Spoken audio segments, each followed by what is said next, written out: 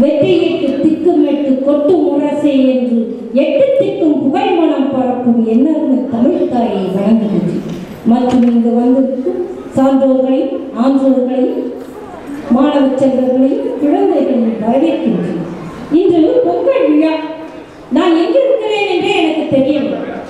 இது தமிழ்நாடா? தமிழ்நாட்டிலே இருக்கும்போது இவ்வளவு பொங்கலை நான் பார்த்ததே இல்லை. இப்படி சிறப்பா விழா கொண்டாடுவதை நான் பார்த்ததே இல்லை. அங்கே பொங்கல் கொண்டாடுகின்றார்கள். 5 நாள் லீவு கிடைக்கின்றது. ஆகா, விடுமுறை விட்டு விட்டார்கள், நாம் எங்கே சென்று விடலாம் என்று எல்லாரும் மூட்டை கட்டிட்டு அங்கங்க போயிடறாங்க. ஆனால் பொங்கலே செலிப்ரேஷன் கிடையாது. ஏன்னா வீட்டில் எல்லாம் பொது பொங்கல் ஒன்று வச்சிடறாங்களே, அதனால என்ன?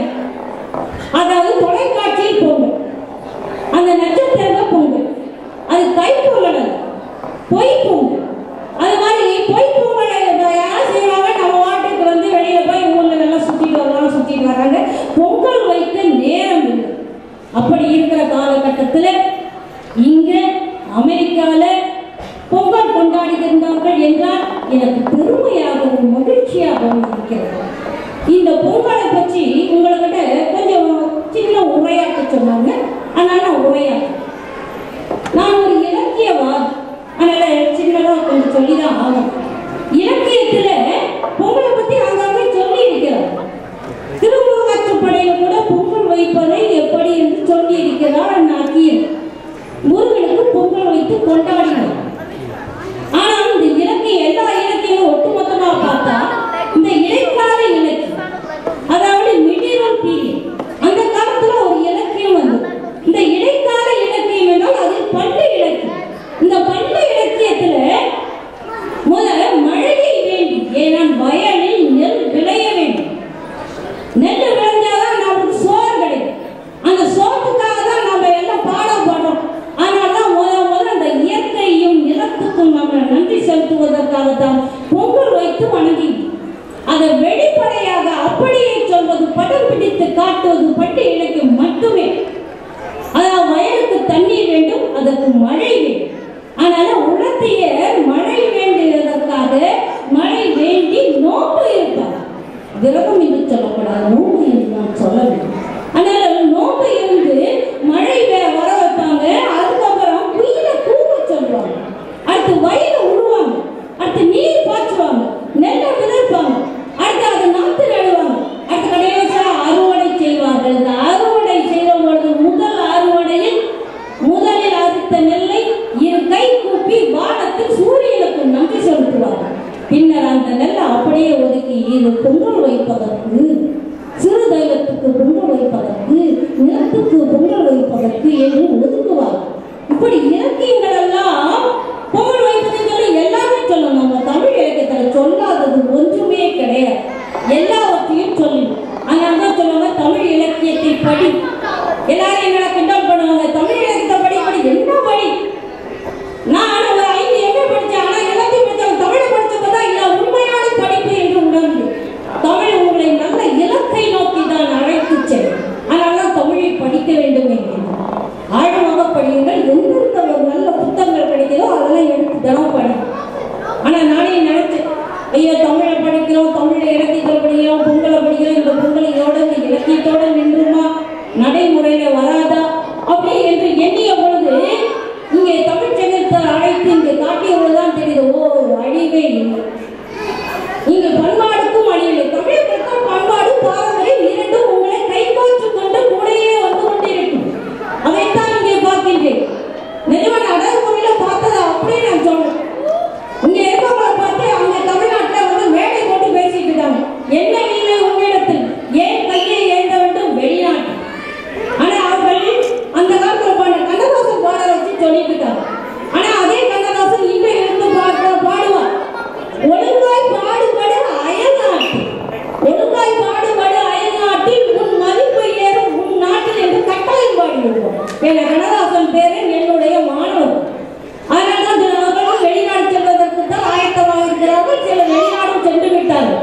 அதனால்தான் சொல்லியிருப்பால் இன்று இருந்தால் ஒழுங்காய் பாடுபடு அயல் நாட்டில். ஏன்னா நீங்க பாடுபடவிட உங்களுக்கு பெருமை ஏறும். ஏன்னா நீங்க கற்ற கல்வி எல்லாம் சாதகமாக தான் தெரியாது, வெளிநாடு போகும்போது தான் தெரியும். அது மட்டும் இல்ல, பண்பாடும் பாரம்பரியம் மிக்கவர்களாக நீங்க இருக்கிறேன்.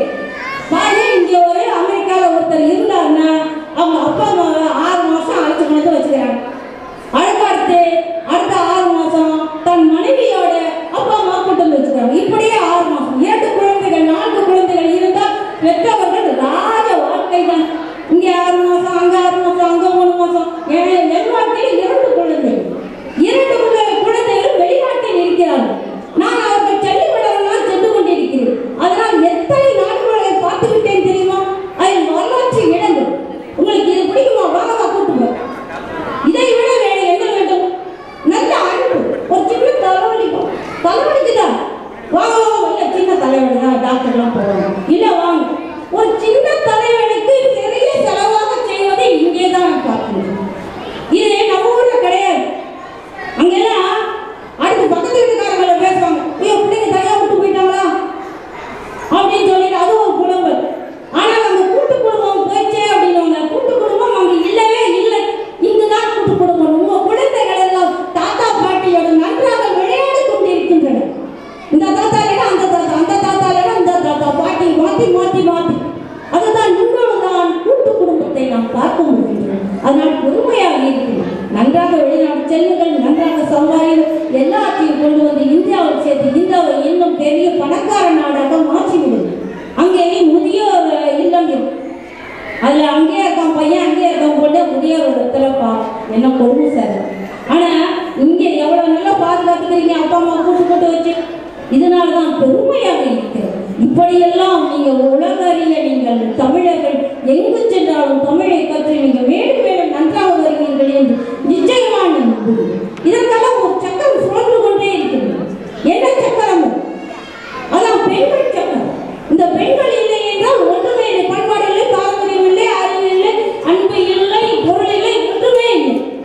அதற்குத்தான் பெண்கள் வேண்டும். ஏன்னா ஆண்களுக்குத்தான் ஒரு புகையாகும். பெண்ணாகும் என்னடா அவளுக்கு என்ன மனைவி பட்டிருந்தாலும் ஆண்கள் ஒற்றுக்கொள்வதே அவளுக்கு ஒன்றும் தெரியாது என்றார். ஆனால் பெண்கள் வேண்டும். அதுக்கு என்ன தெரியும்? பெண் புத்தி பின் புத்தி என்றார். அப்படின்னு சொல்வார். ஆனால் அப்படி சொல்லாது. ஏன்னா வள்ளுவன் கூட சொல்லி 2 குழந்தைகளும் சொல்ல எனக்கு பெருமையா இருக்கு. வள்ளுவன் அதை தான் பெண்ணை பற்றி சொல்லி இருக்கிறோம். தற்காத்து தற்கொண்டா பேணி தகை சார்ந்த சொற்காத்து சோர்விலான் பெண். பெண் சோர்வை அடைய மாட்டேன். உடனே கணவன் என்ன தாலாட்டு தெரியுமா அவளுக்கு? ஏன்னா ஒரு தாலாட்டு பாடிய மூலமா சங்ககால பாடலாம், ஏதாவது பாடலாம். ஏன்னா அவளுக்கு பெரியாள் வர மாணிக்கம் கட்டி வைரம் விடை கட்டி ஆணி பொன்னால் செய்த வண்ண சுடு தொட்டி பேணி உனக்கு பிரமன் விடுதந்தான் ஏன் மாணிக்கவளோடைய தாலையிலோ வையம் வழங்குவதே தாலையிலோ. ஏன்னா அந்த குழந்தை படுக்க மாட்டேங்குது. அதனால அவரும் பாடி பாடி பாடுறாங்க. ஆனால் அப்படி ஒரு பாட வேண்டிய தேவை. அது இலக்கியத்தில் பாடலாம் எல்லாம் படிச்சுக்கிட்டே இருக்க முடியாது. ஏன் நாம் அப்படி நாட்டுப்புற பாடலை எடுத்துக்கொள்வாங்க. அவர் இலக்கியம் படைக்காட்டும் இலக்கணம் படைப்பவர். ஆரோ அறிவகை எங்களே கண்ணூருது, என் மகமே கண்ணூருது, என் ஜகமே கண்ணூரு என்று தமிழ்நாட்டை பாடி தூங்க வைத்திருக்கிறார். பெண்ணை சுற்றிதான் இந்த உலகமே சுற்றினார். ஆனால் பெண் புத்தி தான் ஒத்துக்கொள்ள வேண்டியதுதான். எப்படி சிறு கதை இத்தனை குழந்தைகள் கதை சொன்னார்கள். நான் ஒரு சிறு கதை சொன்னால் நீங்கள் கேட்காமல் போக மாட்டீங்க. ஒரு ஊர்ல ஒரு ராஜா இருந்தார். அந்த ராஜா நல்லா வேட்டையாடுவார். வேட்டையாடுறவங்க ரொம்ப ரொம்ப ரொம்ப கரெக்டாக நல்லா பண்ணுவாங்க வேட்டையாடுவாங்க. அப்போ அவர் மனைவி ராணி சொன்னா, ராஜா நானும் கூட சரிவா நீ என்ன ஆடுறது உனையை கூட்டிட்டு போறாரு. அங்க ராஜா போய் காட்டில் போய் வேட்டையாட போனப்போ ஒரு முனிவரை பார்த்தார். முனிவர் சொன்ன, ஐயா அரசே ராஜா நீங்க ரொம்ப நல்லா வேட்டையாடுவீங்களாமே. ஆமாம் உங்க குறி தப்பவே தப்பாதாமே. ஆமா என் குறி தப்பாது. எனக்கு ஒரு மான் வேட்டையாடி தரீங்களா? ஓ தரீங்க